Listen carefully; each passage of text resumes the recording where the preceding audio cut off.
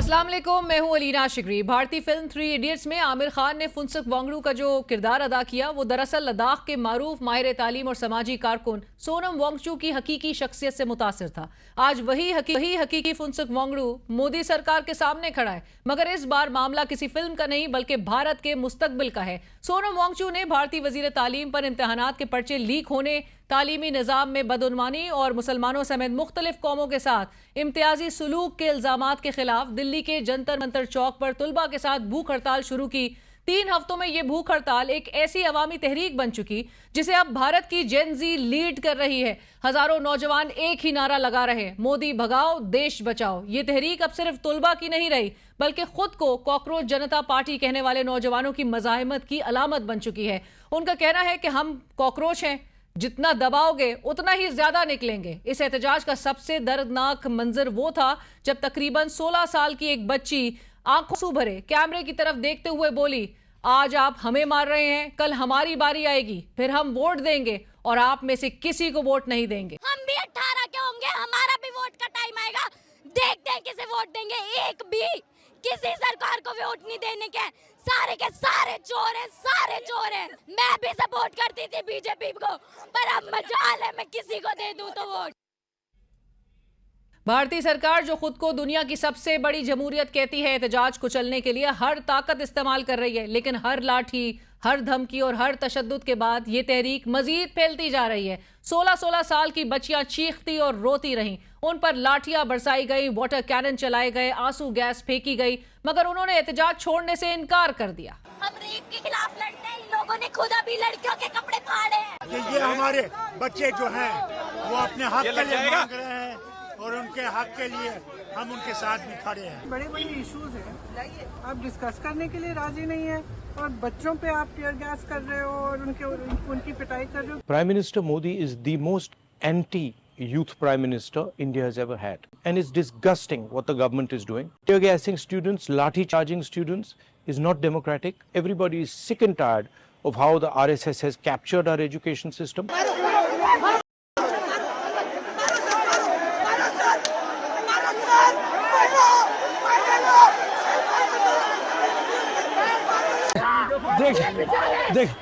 देखिए ये किस तरीके से यहाँ, ये देखिए प्रदर्शनकारियों को किस तरीके से यहाँ पर पीटा जा रहा है। ऐसे मनाजिर भी देखने में आए जब नौजवान सीना तान कर पुलिस के सामने खड़े हो गए। डंडे उनके जिस्मों पर बरसते रहे, मगर वो अपनी जगह से एक कदम पीछे ना हटे। भारतीय रिपोर्टर्स खुद कह रहे हैं कि अपनी जिंदगी में ऐसा एहतजाज पहले कभी नहीं देखा, जहां नौजवान मार खा रहे हों मगर पीछे हटने से इनकारी हों।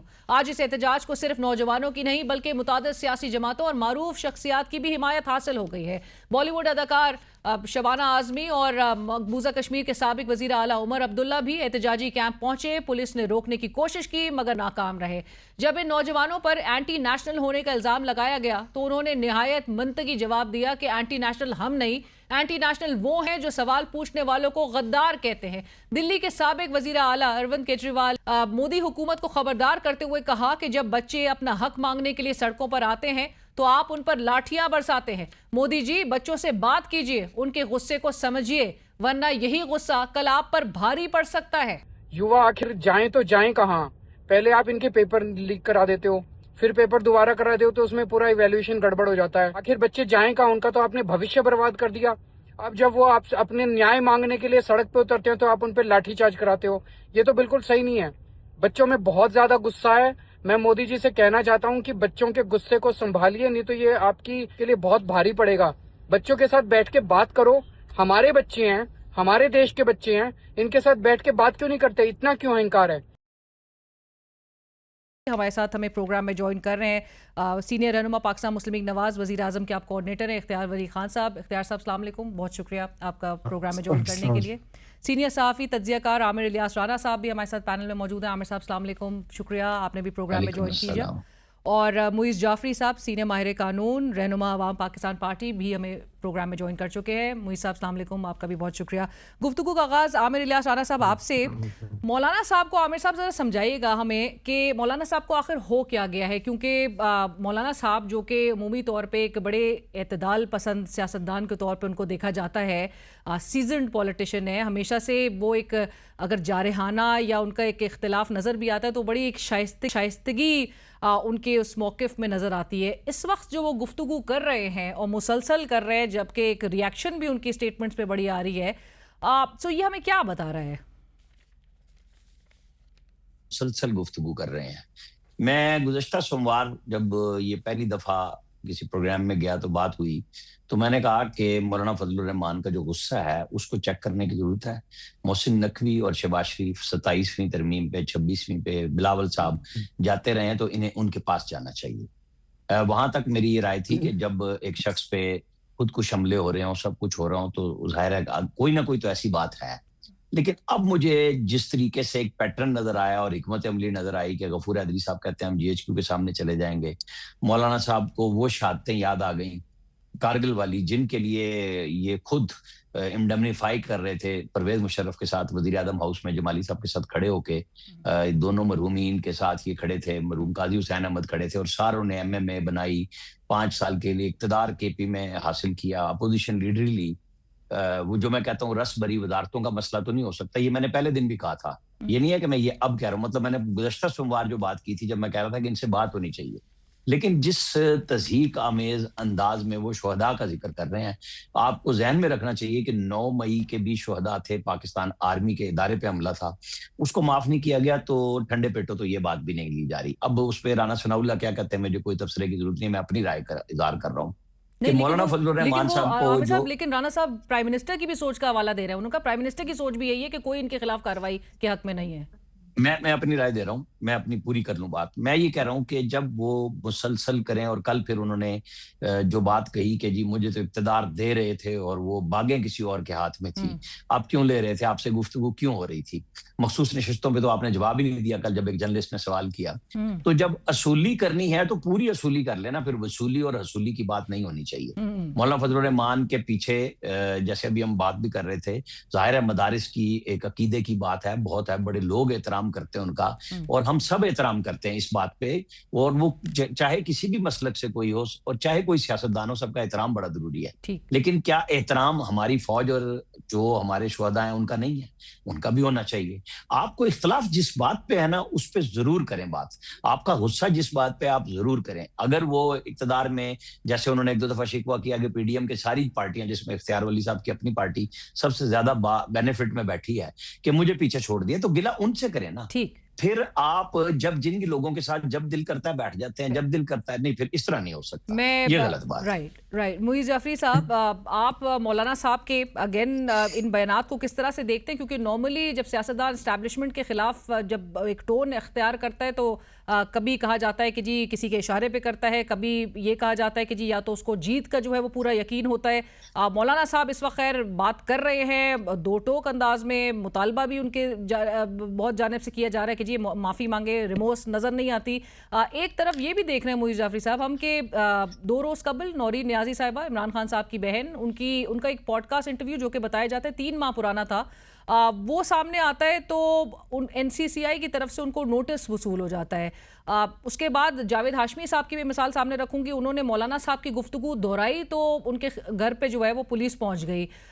दूसरी तरफ राना सनाउल्लाह साहब की जिस तरह मैंने अभी हवाला दिया, उन्होंने कहा प्राइम मिनिस्टर साहब की भी सोच यही है, उनकी ज़ाती सोच भी यही है कि मौलाना साहब के खिलाफ जो है वो कोई कार्रवाई के हम हक में नहीं है। सो इसको क्या कहेंगे? इसको दोहरा मयार कहेंगे, इसको सिलेक्टिव एप्लीकेशन ऑफ लॉ कहेंगे, कोई डिस्क्रिमिनेटरी इन्फोर्समेंट ऑफ लॉ कहेंगे? ये ज़रा समझाइएगा। देखिए, बहुत शुक्रिया अलीना, आपने मौका दिया। मेरे ख्याल में पहले तो ये चीज़ क्लियर करना ज़रूरी है कि कानून और बदमाशी में फ़र्क ही ये होता है कि कानून जो है वो स्टेट अप्लाई करती है सब पर, और कानून का हाथ बराबर होता है, जस्टिस ब्लाइंड होता है। ये अगर नहीं हो पाता तो फिर वो कानून नहीं है, फिर वो कुछ और है। फिर वो जिसके साथ चल गया, ये इसको आप कानून नहीं कह सकते। तो जिस तरह आपने अभी मिसाल दी, अगर नौरीन नियाज़ी साहिबा को एक बात करने पे जो कि उनकी ख्याल से ये मुझे انکنفرم بتایا گیا کہ ان کو تو پتہ، بلکہ یہ ایئر نہیں بھی ہوئی، اس کی پرانی کلپس جو ہیں وہ کسی وجہ سے سامنے آ گئی. اگر اس بنیاد پہ آپ کو NCCIA کا نوٹس آ سکتا ہے، یا جاوید ہاشمی صاحب جو ہیں وہ اپنے گھر سے اس کی ریڈ ہونے کی تصویریں بھیج رہے ہیں، تو پھر فضل الرحمان صاحب نے جو براہ راست باتیں کی ہیں اس کے اوپر اگر نوٹس نہیں آ سکتا، تو اس یا تو قانون کو ریوزٹ کریں، یا پھر سب کے لیے یکساں اور برابر پوزیشن ہونی چاہیے اسٹیٹ کی. یہ نہیں ہو سکتا کہ ایک آدمی سے ذرا زیادہ ڈر لگتا ہے، اس کے چاہنے والے ماننے والے ذرا زیادہ ہیں، تو اس کے اوپر قانون جو ہے وہ کسی کا خیال ہے کہ نہیں لگنا چاہیے. یا یہ سیدھا سیدھا دکھاتا ہے کہ ریاست کی ریٹ جو ہے وہ یونیفارم نہیں ہے اور کمزور ہے.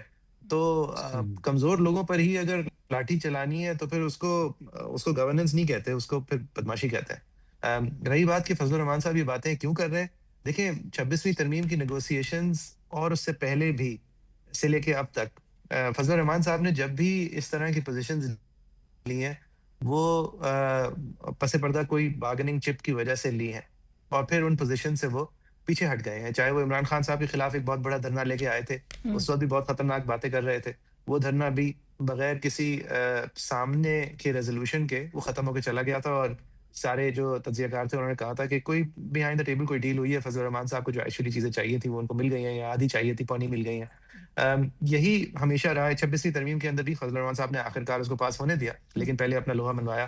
لیکن اب وہ کل گفتگو کر رہے ہیں اور کہہ رہے ہیں کہ جی ہمیں تو آفر کی گئی تھی خیبر پختونخوا میں حکومت کی، اور جو عامر صاحب نے بھی جس طرح کوٹ کیا انہوں نے کہا لیکن ہم نے ٹکرا دی کیونکہ فیصلہ سازی اگر ڈیسیشن میکنگ کسی اور کے ہاتھ میں، تو مولانا صاحب کو یہ قابل قبول نہیں تھا. نہیں جی، دیکھیں یہ اتنا کلیئر کٹ نہیں ہے جتنا وہ فرما رہے ہیں. ایک تو انہوں نے خیبر پختونخوا میں حکومت بنانے کی پوزیشن میں آنے کے لیے جو ریزرو سیٹس کا فیصلہ ان کے حق میں ہوا اس کے خلاف کچھ نہیں بولے، اور وہ ریزرو سیٹس جو ہے وہ میٹھا حق انہوں نے کھا لی، اور ایک سیٹ شاید براہ راست تھی ان کی، اور 8 ان کو ریزرو سیٹس ملی تھی. وہاں پہ تو ان کو وہ کس کے توسل سے ملی تھی، وہ انصاف ہوا تھا. تو اگر ان کو وہاں پہ نظر نہیں آ رہا تھا وہ ہاتھ جس سے وہ جڑنے کو اب انکاری ہیں، تو یہ تو بہت انکنسسٹنٹ ہے. اور پھر دوسری بات یہ کہ ان کو سیٹ آفر ہوئی تھی حکومت، وہ آفر ہونے کے جو ماحول تھا وہ پیدا تو مولانا صاحب نے خود مل کے کیا تھا نا. ایک دم سے تو ایسے نہیں ہوتا کہ آپ کے گھر پہ کوئی دستک دیتا ہے اور کہتا ہے آ جائیں جی. تو اس ماحول کے حصے دار تھے مولانا صاحب، اور ان کو شاید نظر آیا واضح کہ اتنی کھوکھلی حکومت تو یہ لوگ بھی نہیں چلوا پائیں گے، لہٰذا وہ شاید پیچھے ہٹ گئے. اب یہ میری رائے ہے، لیکن یہ اتنا نہیں ہے جس طرح فضل الرحمان صاحب دکھانا چاہ رہے ہیں، اور نہ ہی ان کے اندر کوئی جمہوریت کا ایک دم سے خواب جو ہے وہ ان پہ اجاگر ہوا ہے ایک دم سے. یہ اتنا سمپل نہیں ہے. ٹھیک. اختیار ولی صاحب، کیا حکومت مولانا صاحب کے خلاف کارروائی کرے گی؟ اور جس طرح بھی معیز جعفری صاحب بھی کہتے ہیں قانون جو ہے وہ تو سب کے لیے برابر ہوتا ہے، اگر جہاں پر برابر نہیں ہو، اور جس قسم کی مثالیں ہمارے سامنے ابھی نظر آ رہی ہے، نورین نیازی صاحبہ، جاوید ہاشمی صاحب، اور پھر مولانا صاحب کے حوالے سے کارروائی پہ رانا صاحب بھی ایک اپنا ویو دے رہے ہوں، تو کیا واقعی میں یہ کہا جا سکتا ہے کہ قانون جو ہے وہ یکساں نہیں ہے؟ بسم اللہ الرحمن الرحیم. بہت شکریہ علینا. 2-3 پہلو ہیں ان باتوں کے اور آپ کے سوالات کے. سب سے پہلے میں آپ کو یہ بتا دوں کہ جو مولانا صاحب نے اسٹیٹمنٹ دی ہے، انفیکٹ حاصل کرنا وہ چاہتے ہیں خیبر پختونخوا کی حکومت، اور یہی سے اگر آپ کو یاد ہو تو 2024 کے الیکشن کے بعد سے جب سے انہوں نے اپنا بیانیہ بنانا شروع کیا ہے اور وہ بیان دیتے ہیں، تو وہ خیبر پختونخوا کی حکومت پر جگر خوں ہے کہ وہاں پر میری حکومت کا مینڈیٹ چرایا گیا ہے. یہ بات ہم بھی کرتے تھے کہ ہمارا مینڈیٹ چرایا گیا ہے، اور ہمارا مینڈیٹ جو ہے وہ مال مسروقہ وہ پاکستان تحریک انصاف کے گھر میں پڑا ہے. اب اس میں اسٹیبلشمنٹ کے کردار پر اگر آپ کو اعتراض ہے یا کہیں آپ کو لگتا ہے کہ ہے، تو آپ کی تنقید بنتی ہے، آپ کریں، ضرور کریں. لیکن اسٹیبلشمنٹ کے کردار پر یا پولیٹیکل معاملات کو یا ڈیموکریٹک چیزوں کو اٹھا کر شہداء کے خون کے ساتھ اور شہداء کی قربانیوں کو تنخواہ کے ساتھ جوڑ دینا، یہ ایسا ہی ہے کہ آپ نے جنگ بدر سے لے کر معرکہ حق تک اور آج تک جتنے شہداء ہیں ان سب کی قربانیوں پر آپ نے سوالیہ نشان ڈال دیا ہے. تو میرے خیال میں جوش خطابت ہو یا غصے کی انتہا کہیے، مولانا صاحب کا بنیادی مسئلہ جو ہے وہ اقتدار کا. کل اگر آپ دیکھیں تو انہوں نے ان باتوں کا اظہار اپنی کل کی تقریر میں جو وکلا کنونشن سے انہوں نے کیا تھا، اس میں وہ انہوں نے یہ اظہار بھی کیا تھا کہ وہ اختیار چاہتے ہیں اور مکمل چاہتے ہیں اور اس میں کسی کی مداخلت نہیں چاہتے. خیبر پختونخوا کی حکومت کے حوالے سے انہوں نے بات کی اور پھر بلوچستان کی حکومت میں بھی شمولیت اور اس میں بڑا حصہ لینے کی انہوں نے بات کی. لیکن میں آپ کو ایک بات بتاؤں کہ یہ باتیں وہ کر سکتے ہیں اور ان کے پاس تو مولانا صاحب کے پاس تو الفاظ کی کمی نہیں ہے. ان کے پاس تو بیانیہ بنانا بھی ان کو آتا ہے, بات کرنا بھی آتا ہے, بات بنانا اور بگاڑنا دونوں ان کو فن جو ہے وہ آتا ہے. اس طرف نہیں جانا چاہیے. تو یہ جو مقدمہ ہے تو علینا میں یہ کہتا ہوں آپ کا سوال مجھ سے یہ نہیں ہونا چاہیے کہ آپ حکومت کیا چاہتی. یہ جو شہداء کے خون اور ان کی قربانی پر حملہ ہے یہ معیز صاحب کا, علینا کا, ولی صاحب کا اور عامر الیاس رانا صاحب کا اور پاکستان کے 24 کروڑ عوام جتنے مسلمان ہیں وہ یہ سب کا مسئلہ ہے. اگر وہ سیاسی بیان دیتے ہیں, تنقید کرتے ہیں, مجھے اس سے کوئی پرابلم نہیں. سر آپ لیکن اختیار صاحب آپ جب کہہ بھی رہے ہیں کہ مولانا صاحب کا اگر بنیادی مسئلہ اقتدار و اختیار کا ہے اور وہ اگر اس قسم کے بیانات دے رہے ہیں تو پھر بنیادی سوال پہ آپ آئیں میرے کہ حکومت کیوں نہیں پھر کارروائی کوئی کر رہی جب دوسری طرف کارروائی کر رہی ہے اپنے اوپوننٹس کے ساتھ خلاف. دیکھیے میں آپ کو ایک بات بتاتا ہوں, یہ بھی بڑے افسوس کی بات ہے. اگر ہم نورین نیازی کے ساتھ یا علیمہ خان کے ساتھ یا عمران خان کے ساتھ مولانا فضل الرحمان کا موازنہ کریں تو یہاں بھی یہ بھی زیادتی ہوگی. اب پاکستان تحریک انصاف کے جو لوگ ہیں یا جو ان کی لیڈرشپ ہے یا جو ان کی سوشل میڈیا ہے, یہ کام تو وہ صبح دوپہر شام کرتے ہیں, ہر جمعہ ہفتہ اتوار کرتے ہیں, عید کے دن بھی کرتے ہیں, رمضان میں بھی تراویح سے پہلے اور تراویح کے بعد کرتے ہیں. ان کی تو کوئی چھٹی نہیں ہے. مولانا صاحب نے اس طرح کی کوئی بات جو دل آزاری کے زمرے میں آتی ہے وہ پہلی بار کی ہے.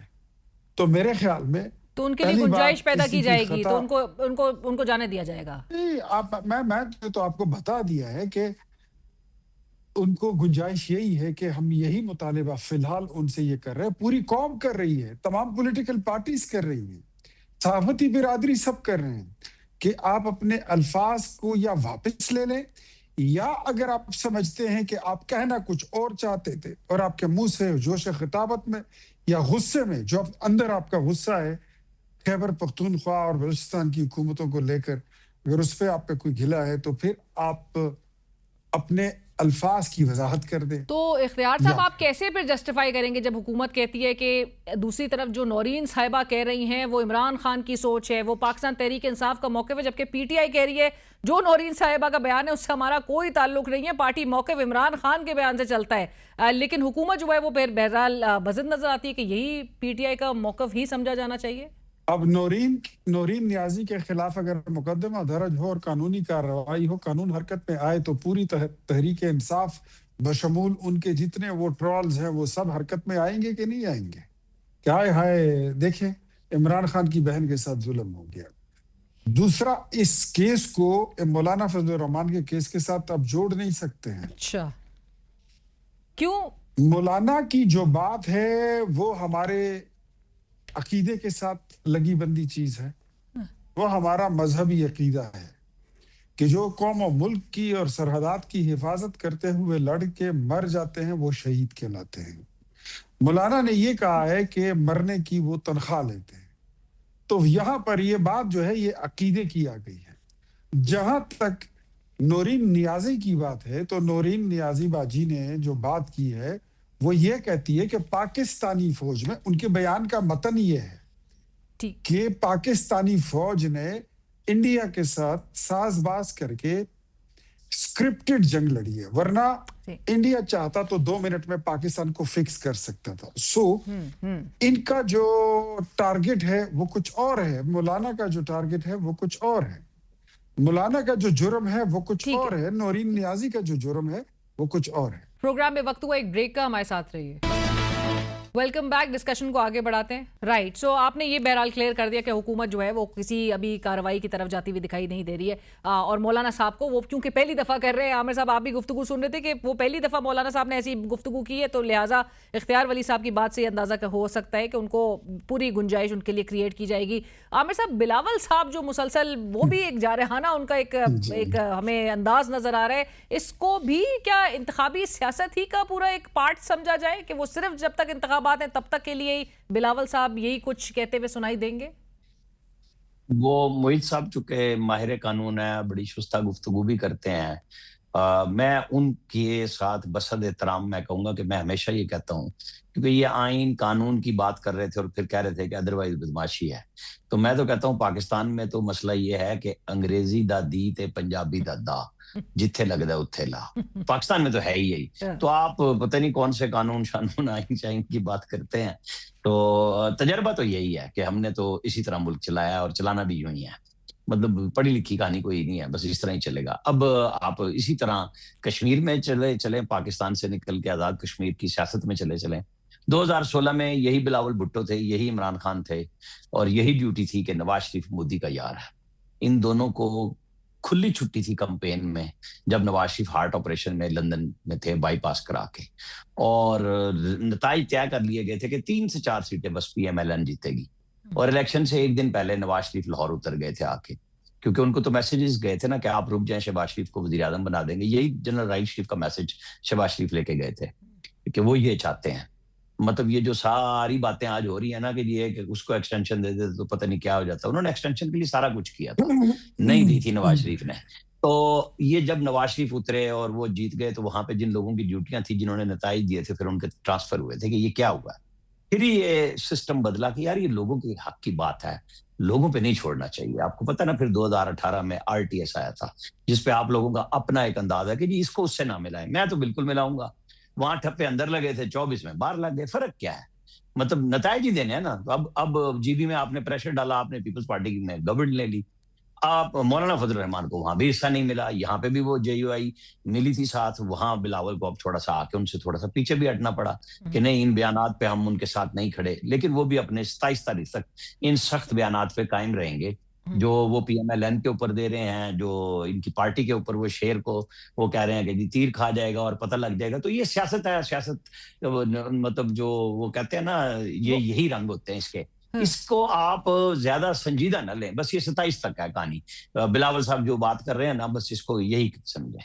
राइट। मुइज़ जाफरी साहब, अगले माह चूंकि ऑपोजिशन जो है वो ऐलान भी कर चुकी है 5 अगस्त की उस एहतजाज का, वकला उनकी जानिब से भी कहा जा रहा है कि जी एक तहरीक देखने में आ सकती है सितंबर के आगाज़ से, और जिसको अली अहमद कुर्द साहब लीड भी करेंगे। लेकिन अभी समर वेकेशंस के ख़त्म होने का इंतज़ार किया जा रहा है। आपको किसी पॉइंट पे और फिर मौलाना साहब भी जिस किस्म की गुफ्तगू करें, तमाम ये फैक्टर्स कन्वर्ज करते हुए आपको नजर आ रहे हैं? कन्वर्ज हो सकते हैं, या कन्वर्ज होने के ही डर से इस वक्त मौलाना साहब को बहुत पैडेड ग्लव्स के साथ डील किया जा रहा है। वरना जिस तरह आपके पास हुकूमत के रिप्रेजेंटेटिव ने फरमाया है, उन्होंने तो अपनी दलील में यही समझा दिया ना कि मौलाना साहब ने जो किया है वो तो कई ज़्यादा डिग्री संजीदा है बनस्बत जो नौरीन न्याजी साहब कह के चली गई, साहिबा कह के चली गई।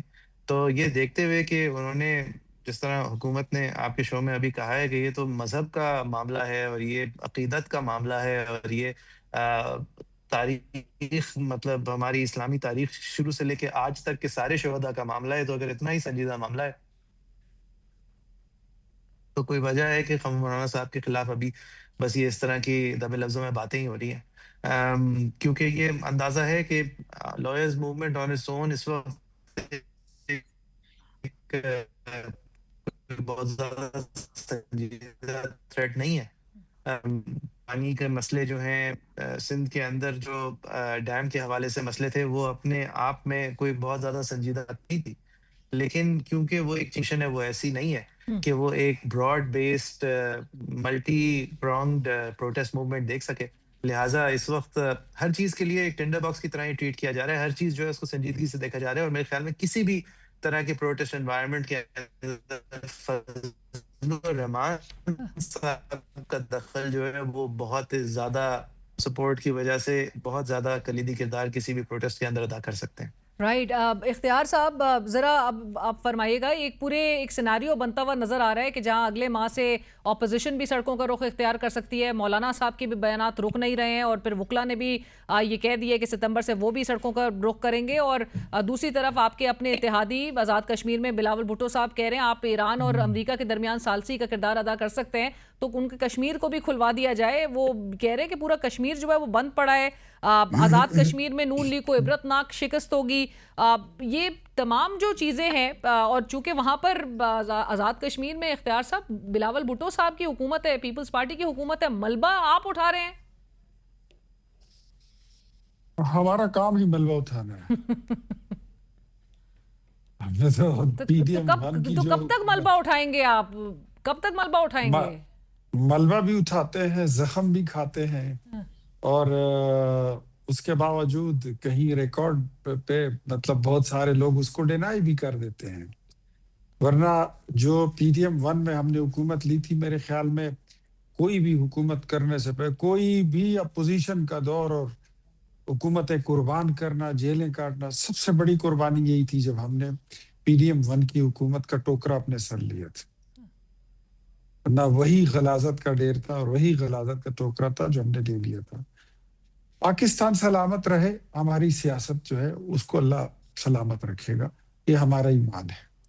اب یہ بیک گراؤنڈ میوزک ہے, یہ چلتا رہتا ہے, یہ 5 اگست نہیں, لیکن it makes your party look very bad. یہ کافی پورلی ریفلیکٹ کر رہا ہے آپ کی پارٹی پہ کہ آپ کی پارٹی بڑی کمزور اور ڈیفینسو نظر آ رہی ہے, کہ آپ کی وزیر دفاع سے استعفے کا مطالبہ بلاول بھٹو صاحب کریں, جن الفاظ کا سن لیجئے, جن الفاظ کا استعمال کریں اس کے باوجود رانا ثناء اللہ صاحب کہہ رہے ہیں آپ مطالبہ ان کے استعفے کا کر سکتے ہیں, لیکن آپ کم از کم مناسب الفاظ میں کیجئے.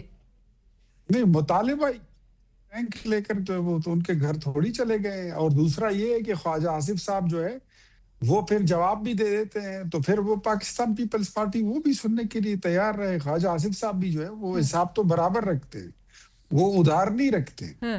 تو اگر بلاول صاحب جو ہے وہ اس کو کرنا چاہتے ہیں, میرے خیال میں ان کو بھی نہیں کرنا چاہیے. حالات کو زیادہ مطلب ٹیمپریچر ہائی کرنے سے, ٹیمپریچر ہائی کرنا کیا ہوتا ہے؟ 2-4 ٹویٹیں کر دو, 2-4 تقریریں کر دو, 1-2 پریس کانفرنس جڑ دو, بس ٹیمپریچر ہائی ہو جائے گا. لیکن پھر اس کو واپس لانا بھی ہوتا ہے. پولیٹیکل لوگوں کو اور پولیٹیکل لیڈرز کو رول ماڈل ہونا چاہیے کہ لوگ ان کو دیکھ کر ان سے کچھ سیکھیں. ہم بگاڑ پیدا کرنے کے لیے پاکستان تحریک انصاف مارکیٹ میں آلریڈی موجود ہے نا, تو باقی لوگوں کو کیا ضرورت ہے؟ گھوم پھر کے آپ اختیار صاحب. لیکن اختیار صاحب مجھے یہ جواب دے دیجیے, پھر میں عامر صاحب کی طرف جاؤں گی. آزاد کشمیر میں وہ کہہ رہے ہیں بلاول صاحب کہ نون لیگ کو عبرتناک شکست ہوگی, اور ساتھ ہی پھر جس طرح بات کریں وزیر دفاع کے استعفے کا مطالبہ بھی کریں, تو یہ دونوں چیزیں ہوں گی یا دونوں ہی چیزیں نہیں ہوں گی؟ بلاول صاحب ہمارے اتحادی ہیں, ہمارے بڑے عزیز اتحادی ہیں, ہمیں ان سے بڑا پیار ہے, بڑا احترام کا اور محبت کا رشتہ ہے, ہم ان کی بڑی قدر کرتے ہیں. اور وہ قومی مسائل میں, قومی معاملات پر ہمارے اتحادی کل بھی تھے, آج بھی ہیں اور کل بھی رہیں گے. لیکن کشمیر کے الیکشن میں شکست ان کا مقدر ہے, وہ ہاریں گے, ہم سے ہاریں گے, بری طرح ہاریں گے. سر یہی بات گلگت بلتستان کے الیکشنز وہ انتخابی مہم میں بھی کہی تھی آپ نے. اس کے بعد پھر ہم جب حکومت سازی کریں گے تو ہم ان کو اپنے ساتھ شامل بھی کریں گے. اور اس بار ان کے ہاتھ میں جو کمان ہے وہ بھی ٹوٹی ہوئی ہے.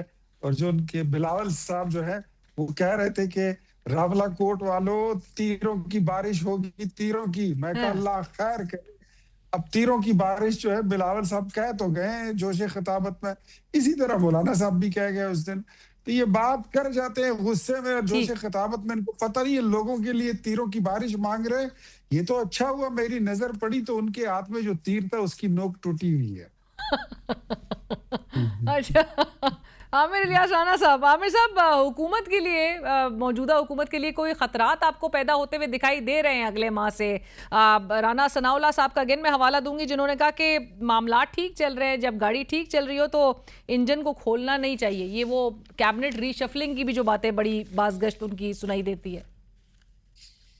دیکھیں بات سمپل سی ہے کہ گورنمنٹ کے اوپر پریشر اکنامک گروتھ کا ہے, جو لوگوں کی بری صورتحال ہے, مہنگائی کے حوالے سے ہے, لا اینڈ آرڈر کی سچویشن ہے. لیکن جو بات جس کا آپ حوالہ دے رہی ہیں, آپ نے 5 اگست کا کہا کہ PTI کر رہی ہے, سپٹمبر میں وکلا آ رہے ہیں, پاکستان کی چھتری تلے. ٹھیک ہے, بس چھوڑ دینا جی باقیوں کو, میں تو اس پہ بات کر رہا ہوں. 5 اگست پہ کوئی پہلی دفعہ تاریخ دی ہے انہوں نے, اور آپ کے خیال میں کوئی پولیٹیکل موو کرنے کی 5 اگست سے پہلے آپ کو کوئی پوزیشن نظر آ رہی ہے؟ علیمہ خان صاحبہ جہاں جا رہی ہیں وہاں پارٹی کہاں ہے؟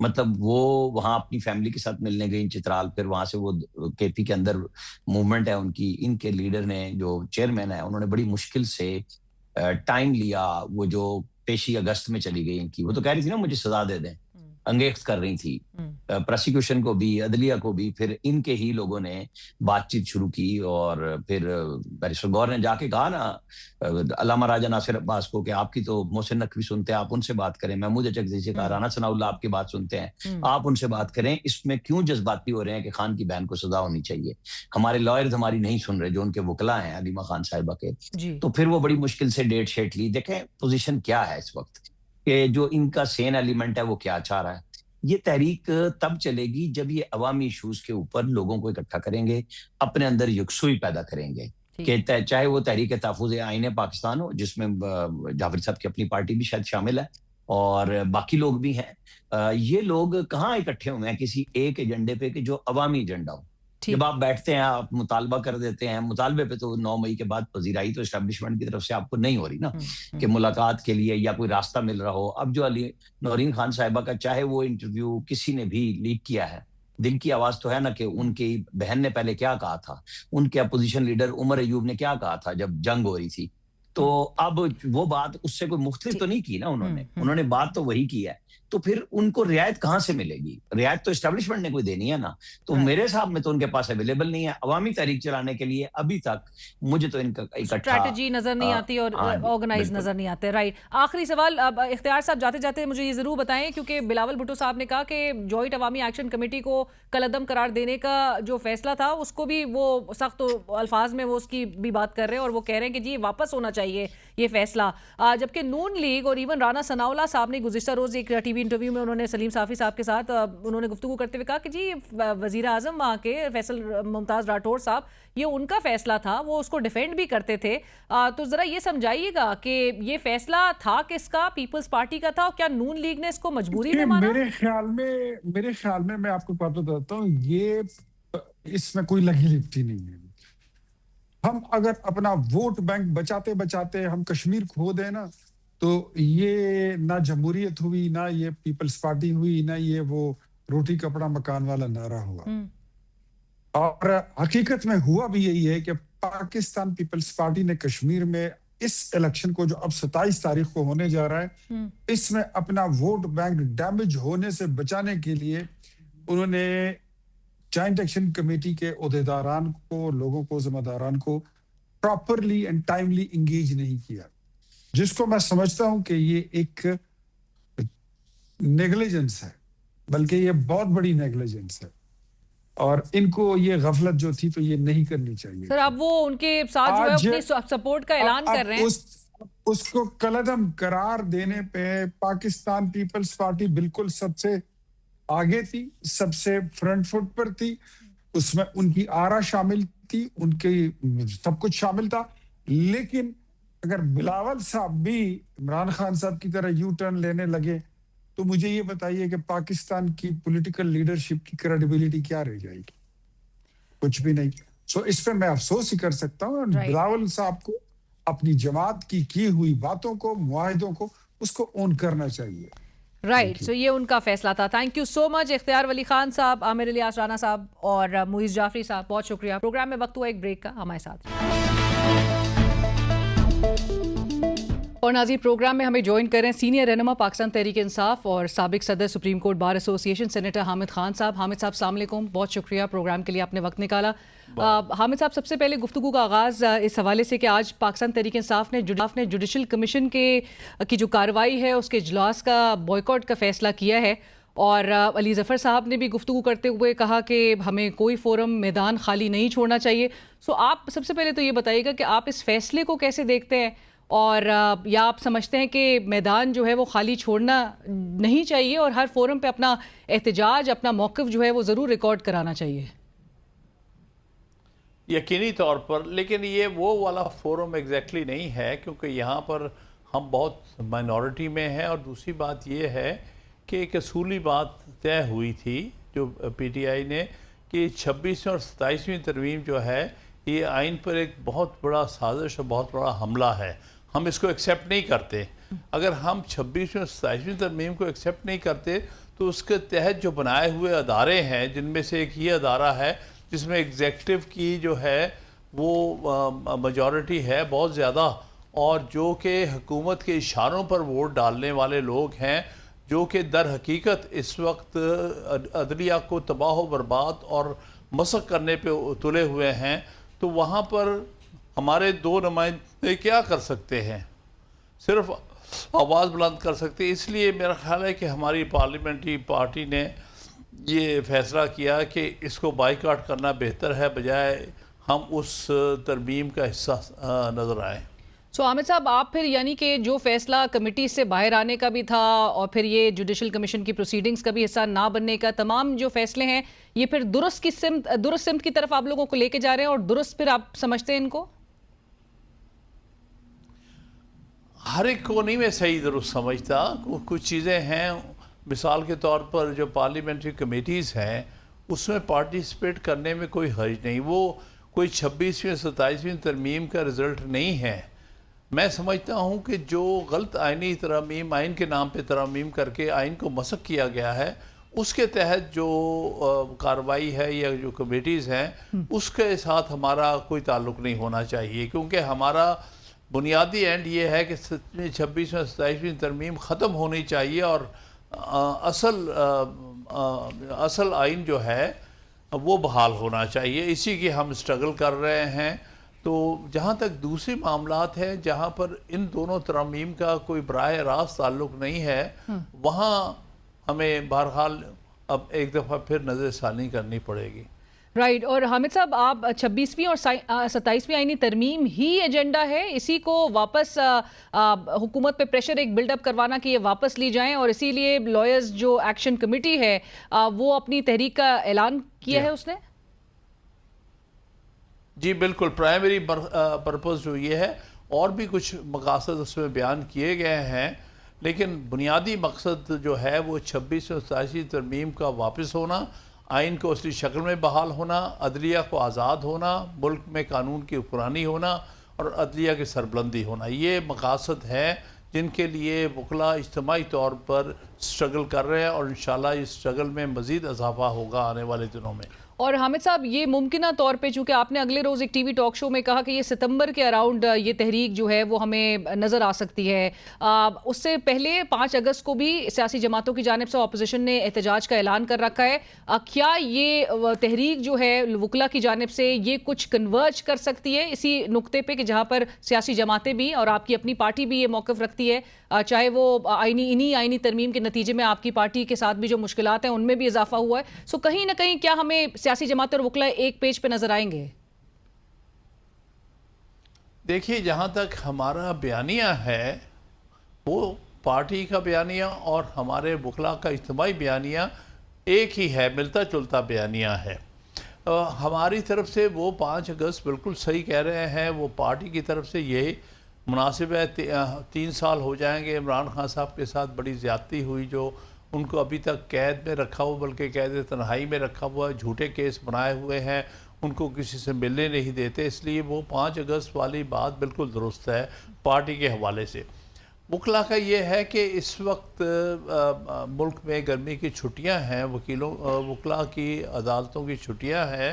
وہ سپٹمبر کے شروع میں لاہور ہائی کورٹ اور سبارڈینیٹ کورٹس بھی اور پشاور ہائی کورٹ اس کے تحت جو عدالتیں ہیں وہ کھل جائیں گی. سندھ ہائی کورٹ ذرا پہلے کھل جائے گی، اور بلوچستان ہائی کورٹ. تو یہ اس لیے سپٹمبر ہم نے اس لیے کہا ہے کہ صحیح معنی میں وکلاء جو ہے واپس اپنے جگہ اور اپنے کام پر ستمبر کے شروع میں اویلیبل ہوں گے، اور انشاءاللہ وہاں سے ہم ایک بڑا آغاز کریں گے. اور یہ تحریک کے حوالے سے چونکہ ابھی بھی بڑی تذبذب اور ایک ایسا تاثر برقرار ہے کہ یہ 2007 اور 9 کی جب بات کی جاتی ہے، حوالہ دیا جاتا ہے تو کہا جاتا ہے کہ اس تحریک کی طرز کی جو ہے وہ تحریک اب نہیں ہو سکتی، کیونکہ تمام جو ایک لیگل فریٹرنٹی ہے اس میں اٹ سیلف بہت کنفیوژن ہے، پھر بڑا انفلوئنسز ہے جس کا ذکر آپ کی لائرز ایکشن کمیٹی بھی کر چکی ہے، جو انڈیپینڈنٹ گروپ ہے، جو سپریم کورٹ موجودہ بار ایسوسی ایشن ہے، اس کے بھی وہ بھی انڈر انفلوئنس جس طرح سے کہا جا رہا ہے آپ کی ایکشن کمیٹی کی جانب سے بھی کہ بہت ہی حکومت کے ساتھ جو ہے وہ اس وقت پیرالل نظر آتی ہے، تو کیا اس میں 2007-2009 کے اس طرز کی کوئی بات نہیں ہوگی آپ کی جو حالیہ اب جو تحریک چلانے جا رہے ہیں آپ؟ امید ہے کہ یہ بلڈ اپ ہو جائے گی اسی طرح سے، کیونکہ اس وقت جو ایشو ہے وہ 2007 سے کہیں بڑا ایشو ہے۔ اس وقت تو یہ تھا کہ عدلیہ کو دبانے کی کوشش کی گئی، چیف جسٹس سے انہوں نے زبردستی جو ہے وہ استعفیٰ لینے کی کوشش کی اور اپنے مرضی کے چیف جسٹس لگانے کی کوشش کی، جس کو وکلاء نے ریجیکٹ کر کے ایک تحریک چلائی۔ اس وقت تو تقریباً ساری جوڈیشری مسخ کر کے رکھ دی ہے۔ اس ملک کے اندر جوڈیشری نام کی چیز ہی کوئی نہیں ہے۔ دنیا میں کہیں آپ نے نہیں سنا ہوگا کہ 2 سپریم کورٹس ہوتی ہیں، 2 ایپیکس کورٹ ہوتی ہیں۔ اس وقت معاملات جو ہے بہت آگے ہیں۔ یہ بات آپ کی درست ہے کہ ہمارے اندر پلانٹ کیے ہیں لوگ، اور جن کو انہوں نے عہدے پیسے سے خریدا ہے اور خرید کر کوشش کر رہے ہیں کہ عدلیہ کو ٹوٹلی بے بس اور بسق کر دیا جائے۔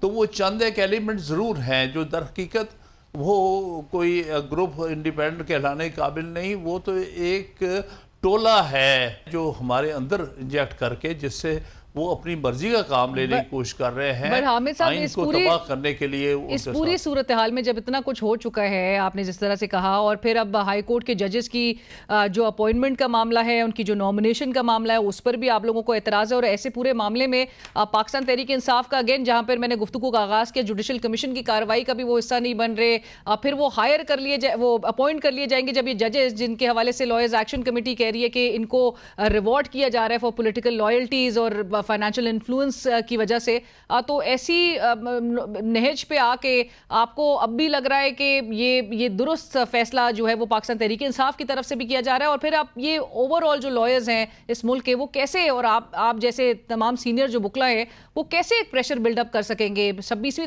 ترمیم، 27ویں ترمیم اور اب 28ویں ترمیم کی بھی بات کی جا رہی ہے، حکومت کہتی ہے آ کے رہے گی وہ۔ دیکھیے بات یہ ہے کہ انہوں نے جو کرنا ہے کر لیں، جو بربادی کرنی ہے ایک دفعہ کر لیں۔ مجھے یقین ہے کہ رہ صحیح کسر یہ 28ویں میں پوری کریں گے۔ یہ جو انہوں نے جعلی قسم کے فارم 47 کی پارلیمنٹ بنائی ہے، وہ ایک دم حکم ملتا ہے کھڑے ہو جاتے ہیں، لہٰذا یہ کوئی امینڈمنٹس نہیں ہے، اور انشاءاللہ تعالیٰ بکلا ہی ایک آزاد کمیونٹی ہے۔ ٹھیک ہے ان کے اندر انہوں نے اپنے لوگ پلانٹ کیے ہیں، لیکن انشاءاللہ تعالیٰ یہ وقت کے ساتھ ساتھ یہ معاملات بہتری کی طرف جائیں گے، اور وکلاء میں زیادہ احساس پیدا ہو رہا ہے، اور یہ سٹرگل ہماری انشاءاللہ تعالیٰ آگے جائے گی۔ حامد صاحب یہ بھی ضرور بتائیے گا، سابق چیف جسٹس اسلام آباد ہائی کورٹ اور سپریم کورٹ کے سابق جج اطہر من اللہ صاحب نے بھی انہوں نے آرٹیکل لکھا تھا گزشتہ ہفتے اور اس پہ زور دیا تھا، وہ انہیں تمام انگریڈینٹس کا ذکر کیا تھا کہ جس سے ایک وکلا تحریک جو ہے وہ 2007 کے طرز کی نظر آ سکے، جس میں وہ سمجھتے ہیں کہ چاہے وہ میڈیا ہو، چاہے وہ پولیٹیکل ایک یونٹی کا فقدان ہو، تمام جو ہے وہ فیکٹرز اس وقت بہت کنٹریبیوٹ کر رہے ہیں کہ کوئی تحریک اب تک کامیاب نظر کیوں نہیں آ رہی ہے اس ملک میں۔ جسٹس ریٹائر اطہر من اللہ صاحب جیسے تمام جو سابق ججز ہیں ان کو بھی آپ کی اس تحریک میں شمولیت کی دعوت دی جائے گی؟ دیکھیے یہ تحریک کھلم کھلا ہے، جس نے آنا ہے سول سوسائٹی سے آئے، ریٹائرڈ جج آئیں، اگر یہ اپنے چھوٹے چھوٹے مفادات کو بھول کر کہ ہماری اتنی بڑی پینشنیں ہیں کہیں یہ وہ نہ ہم سے چھین لے، ان کو یہ سوچ کرنی چاہیے کہ سب سے پہلے ملک آتا ہے، ملک کا مستقبل آتا ہے، ملک کے ادارے آتے ہیں، باقی چیزیں تو بڑی معمولی ہیں۔ بدقسمتی یہ ہے کہ یہ ہمارے جو چند جج حضرات ہیں جو بیٹھے ہوئے ہیں چند ایک برات کی خاطر قوم کے لیے کچھ نہیں کر رہے۔ جس طرح سے ایک چیف جسٹس بیٹھا ہے اس کے سامنے اس کی عدالت تباہ ہو کے رہ گئی ہے، 2 حصوں میں ڈیوائیڈ ہو گئی ہے۔ تو ان کو تو احساس مٹ چکا ہے، صرف اپنے ذاتی مفادات اور اپنے جو ان کو اخبارات ملتی ہے یہ ان کے لیے پیچھے پڑے ہیں، اس لیے وکلاء کو اس میں پورا زور لگانا پڑے گا اور قوم کو کھڑے ہونا پڑے گا، کیونکہ الٹیمیٹ لاس جو ہے قوم کا ہے، افراد کا نہیں ہے۔ اور حامد صاحب آپ جس طرح کہہ رہے ہیں کہ سب نے اس میں شامل ہونا ہے، یہ تحریک کا آغاز جو ہے وہ غالباً چونکہ علی احمد کرد صاحب کا کہا جا رہا ہے کہ وہ لیڈ کریں گے، اور آغاز جو ہے وہ پشاور سے ہی ہوگا؟ جی ہاں، انشاءاللہ یہی فی الحال ہمارا ارادہ ہے، اور کر صاحب نے کہہ دیا جہاں تک تحریک تو ایک انداز سے چل رہی ہے. ہماری 26ویں عمل کے پہلا ہمارا جلسہ 19 ستمبر 2024 کو ہوا تھا، جب 26ویں ترمیم آنے کو تھی. وہ ہم مسلسل ایک کر رہی ہیں. اس میں کنونشنز لاہور میں 3-4 ہو چکی ہیں، کراچی میں 3-4 ہو چکی ہیں، اور اسلام آباد میں بھی ہوئی ہیں. لیکن بات یہ ہے کہ چونکہ یہاں پر میڈیا بالکل ہمیں کور نہیں کر سکتا، نہ کوئی اخبارات کور کر سکتے ہیں. مصیبت یہ اس لیے آپ سمجھتے ہیں کہ کچھ ہو نہیں رہا.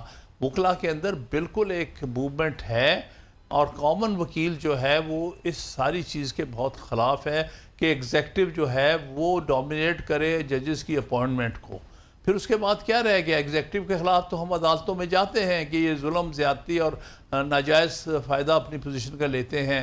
تو ان کے اگر انہی کے انفلوئنس سے ججز مقرر ہونے ہیں تو پھر کہاں قوم انصاف لینے جائے گی، کہاں بنیادی حقوق ملے گا؟ اور ان ترامیم کے بعد حامد صاحب اب تک چونکہ ایگزیکٹو کے خلاف کوئی فیصلہ بھی نہیں آ سکا ہے، بٹ حامد صاحب یہ ضرور بتائیں، چونکہ کل JUIFA کے ایک وکلا کنونشن سے بڑا خطاب سب نے کیا، اور وکلا کی جانب سے کہا گیا کہ پاکستان تحریک انصاف کے جو وکلا رہنما ہیں وہ کمپرومائز ہیں، قیادت پہ بڑا الزام عائد کیا جا رہا ہے، اور جہاں پہ یہ کہا جا رہا ہے کہ اسی کی وجہ سے پاکستان تحریک انصاف کی جو یہ ناقص حکمت عملی ہے یا کمپرومائز والا فیکٹر ہے، اس کی وجہ سے عمران خان صاحب اب تک جیل میں قید ہیں. آپ اس کو کیسے رسپونڈ کرنا چاہیں گے اس بات کو؟